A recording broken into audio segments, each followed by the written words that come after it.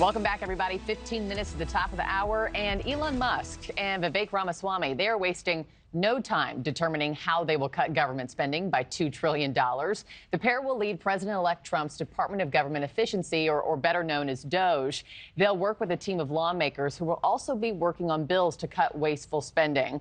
Republican Senator from Oklahoma, James Lankford, is one of the founding members of the DOGE caucus. He's introducing two new bills targeting fraud against unemployment benefits and also the COVID pandemic.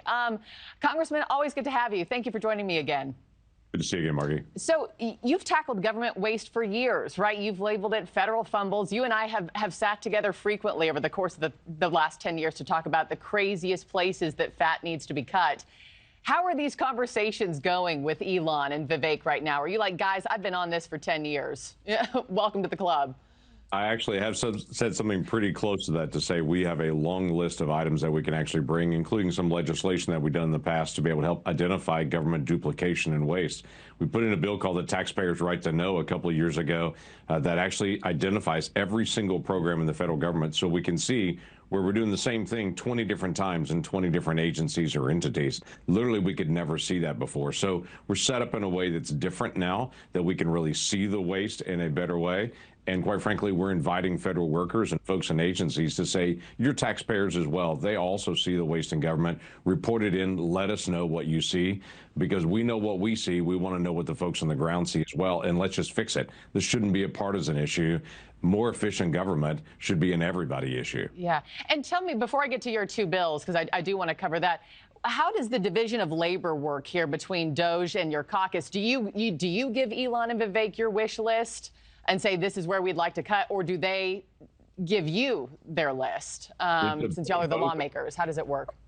We're asking everybody to look at it, and there are several of us, both the House and the Senate, that are actually working on this, that many of us have worked on it for years on it. Then we're breaking up in two different groups. What is the executive branch? What can they do with executive action? And what actually takes legislation to be able to do? So we'll know who's got the ball on those different issues, and then this frequent sharing of ideas. Elon Musk and Vivek are going to do a lot of the communicating on this. They've got a loud platform. They're going to talk about here areas that need to be addressed. We've got to do our nerdy work in the process of actually going through writing the legislation, identifying the issues, and the executive branch has got to be able to implement a lot of this. So there's a lot that can be done, but it's good to have everybody talking about it at the same time.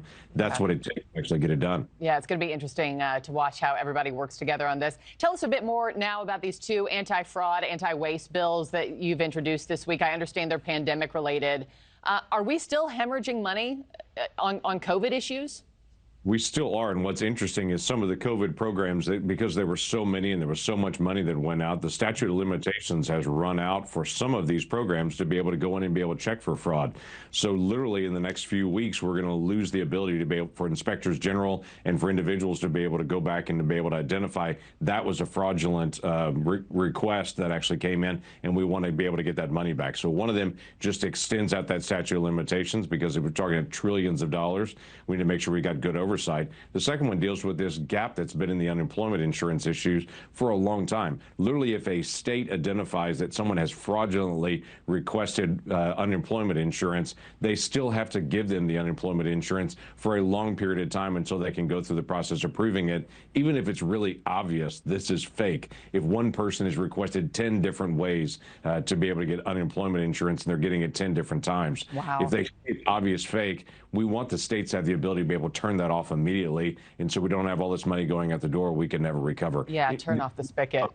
Things we think shouldn't be partisan. Let's just fix the problem. Yeah, we'll follow that closely. Before I let you go, I do want to switch gears real quick, because I know that you met with RFK Jr. yesterday in your office. I know very recently you've said you had a lot of big questions for him about his stance on abortion.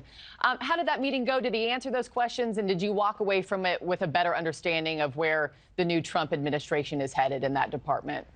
I did, actually. He and I had not met before, so it was good to get a chance just to sit down and be able to visit with him. We spent about 25 minutes. We talked about drug innovation, which is very important. America leads the world in that. How do we maintain that and keep that going? I did talk to him about the life issues. I've been very outspoken in my personal perspective on the value of every single child. And so we talked about that, because the first Trump administration was pretty clear that the federal government's not going to be involved in any kind of abortion in any way. The Biden administration has flipped that. It's been very aggressive to promote abortion. RFK was very clear that, that President Trump has told him that he is pro-life and he wants a pro-life HHS. And so that gets the federal government out of the abortion business entirely. That's important, I think, as well. And so, yeah, we had a pretty frank conversation. Does he have your vote? We're still going through the process. I haven't said for anybody at this point. I'm getting a chance to meet with folks, but I want the process to be able to play out. But yesterday was a very important day and was a very positive meeting. All right. Senator Lankford, I always appreciate your time on Morning in America. Thank you. You bet. Good to see you again. You too.